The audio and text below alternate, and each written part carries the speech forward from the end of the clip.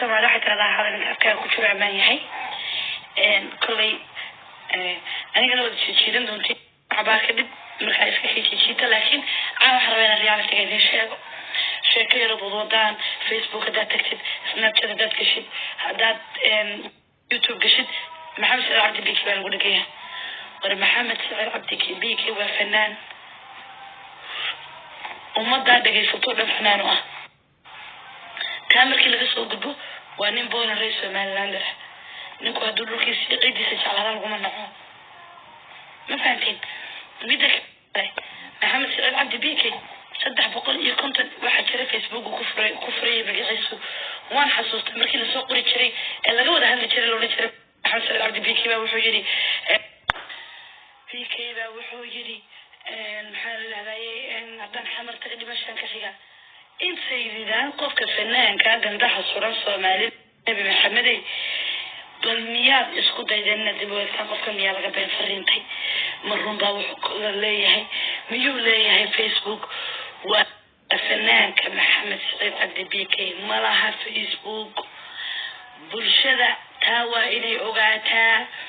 Facebook Maxamed Saciid Cabdi Biki uu ku leeyahay barka Facebook inaad ma jirto dadka fiidiyoyaasha soo qaadataan dadka u jiidataan dadka uga been abuurtaan bas looga been abuurtay taasi imika Soomaali Nabi Maxamed waxaad u soo gudubteen markaad burbur iyo qurun iyo qashin adumadii Soomaaliyeed iyo qarax aad ilaaha kaga siiseen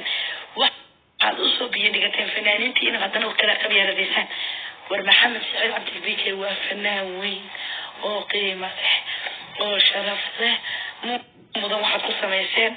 idinkama mudnayn wuxuu idinka mudnaa sidii sharaf iyo qasinaad soo dhaweysaan waxaad gudubinaysaan colaadinaysaan waa fanaaniin kale oo yimaada Somaliland intaas ku dhacdo war fanaaniinta oo kala gudub dhigina Soomaaliyeed fanaaniyaga sakin xiga taas asirtu raaskan booni fanaanku uu madax banaan yahay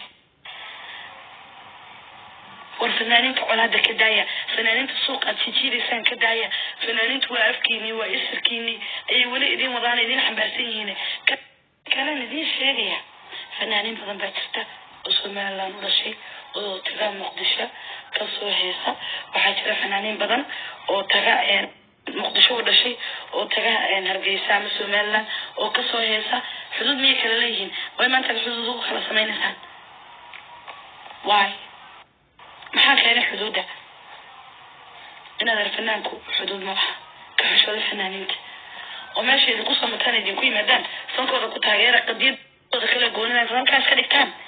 fankooda ku taageera maamul kasta ama dawlad kasta oo dhisana fanaaniin way leedahay fanaaniintooda tooda gaar ahaan la wataan ta guud ahaan farahaan umada Soomaaliyeed ka dhaxaysay heesahooda gaarka ana ku taageera قضية سنة قفودة أنا قابون الرئيس Somaliland وانتقنا حمر وانتقنا مقدشو وانتقنا أمد الصومالي ميلو بدقيهين لما كانوا كما قمنوا مركا حدودنا أضغطان نظيم مدام قبليسي ماما القبليسي كفر معتين إلا هدنا فنانين تدحدثان لا أما يصب إن الله ولكن حلا يحي يعني Maxamed Saciid Cabdi Biki هو بحوي دعي ولا فنان وين Soomaaliyeed oo la jecel yahay fanaan dadkiisa iyo qadiyadiisa reer Somaliland jecelihiin baa tahay inta ku gama wala inta ku soo dhigtayna ka raali noqo anaguna waxaan dhaleecaynaa umada Soomaaliyeed isku daysay inay fanka xuduud yeesho xuduudda naga daaya meel kasta Soomaali joogtaan tageynaa ma fahanteen Somaliland waa noo dhalanay ma fahanteen وانا تاجرنا